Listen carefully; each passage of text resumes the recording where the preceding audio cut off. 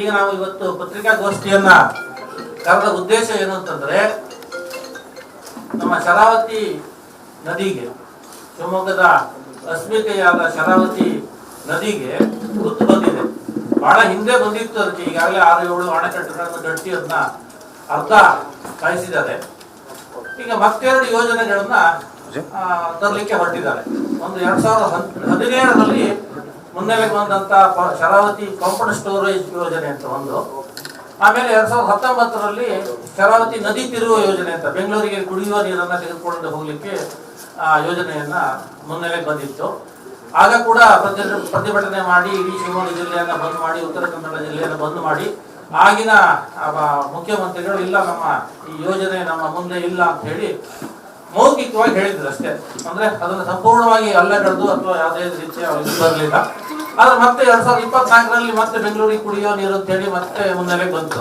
ಹೀಗೆ ಗುಮ್ಮನ್ ಬಿಟ್ಟು ಹೆದರ್ತಾನೆ ಇರ್ತಾರೆ. ನಮಗೆ ನೆಮ್ಮದಿಯಾಗಿ ಇರಕ್ಕೆ ಕೊಡೋದಿಲ್ಲ ಆಳುವ ಸರ್ಕಾರಗಳು.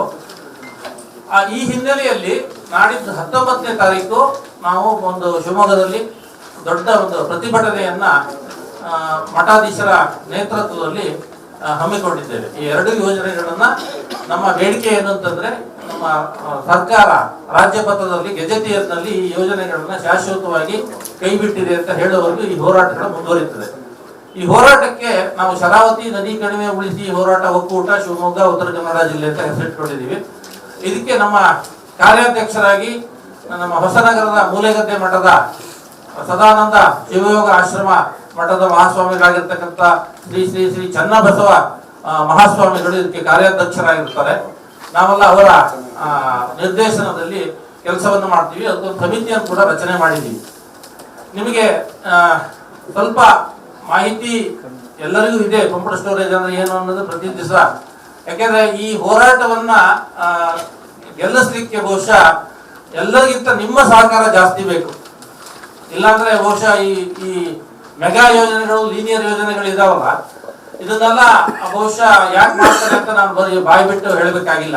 ಸರ್ಕಾರಗಳು ಮುನ್ನೆಲೆಗೆ ತರ್ತವೆ. ಯಾಕೆಂದ್ರೆ ಇದು ಒಂದು ಅನಾವಶ್ಯಕ ಯೋಜನೆ. ಇದು ಪಂಪ್ಡ್ ಸ್ಟೋರೇಜ್ ಯೋಜನೆ ಅನ್ನೋದು ಕಲಕಳಲೆ ಡ್ಯಾಮ್ನಿಂದ ಗೇರ್ಸೊಪ್ಪಕ್ಕೆ ಒಂದ್ಸರಿ ವಿದ್ಯುತ್ ಉತ್ಪಾದನೆಯನ್ನ ಮಾಡಿ ಹೋಗುವ ನೀರಿನಿಂದ ಮತ್ತೆ ಸಮುದ್ರಕ್ಕೆ ಹೋಗದಿದ್ದಂಗೆ ಮತ್ತೆ ಆ ನೀರನ್ನ ತಡೆದು ಮೇಲೆತ್ತಿ ತರ್ತಾರೆ ಕಲಕಳಲೆ ಡ್ಯಾಮಿಗೆ.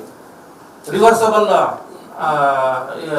ಪಂಪ್ಡ್ ಸ್ಟೋರೇಜ್ ಅಂತ, ಅದು ಮೋಟರ್ ಆಗಿ ಕೆಲಸ ಮಾಡುತ್ತೆ, ಜನರೇಟಿಂಗ್ ಆಗಿ ಕೆಲಸ ಮಾಡುತ್ತೆ. ಅಂತದೊಂದು ಇದನ್ನ ಶರಾವತಿ ಸಿಂಗಳಿಕ ಅಭಯಾರಣ್ಯದ ಕೇಂದ್ರ ಭಾಗದಲ್ಲಿ ಈ ಪ್ರಾಜೆಕ್ಟ್ ಅನ್ನ ಯೋಜನೆಯನ್ನ ಜಾರಿ ಮಾಡಲಿಕ್ಕೆ ಕೆಪಿಸಿಎಲ್ ಮುಂದಾಗಿದೆ. ಇದನ್ನ 2017ರಿಂದಲೇ ಈ ಹೋರಾಟವನ್ನು ಮಾಡ್ತಾನೆ ಇದೀವಿ. ಈ ವಿಷಯವಾಗಿ ಬಹುಶಃ ಇಲ್ಲಿ 2-3 ಪತ್ರಿಕಾಗೋಷ್ಠಿಯನ್ನು ಈ ಹಿಂದೆ ಕರೆದಿದ್ದು ತಮಗೆ ನೆನಪಿರಬಹುದು. ಆದ್ರೆ ಈಗ ಬಹಳ ವೇಗವಾಗಿ ಆ ಯೋಜನೆಯನ್ನ ಜಾರಿ ಮಾಡಲಿಕ್ಕೆ ಕೆಪಿಸಿಎಲ್ ಮುಂದಾಗಿದೆ.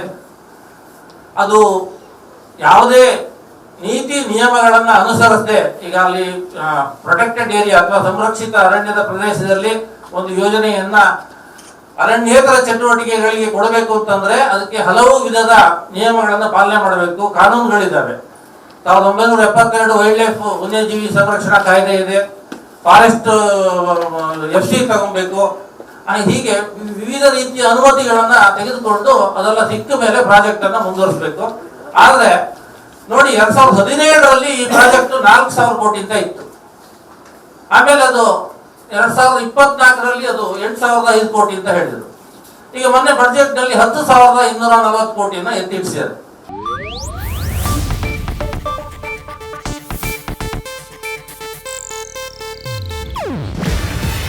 ಇದು ಏಷ್ಯಾನೆಟ್ ನ್ಯೂಸ್ ನೆಟ್ವರ್ಕ್ ಪ್ರಸ್ತುತಿ. ನೀವು ನೋಡ್ತಿದ್ದೀರಾ ಏಷ್ಯಾನೆಟ್ ಸುವರ್ಣ ನ್ಯೂಸ್.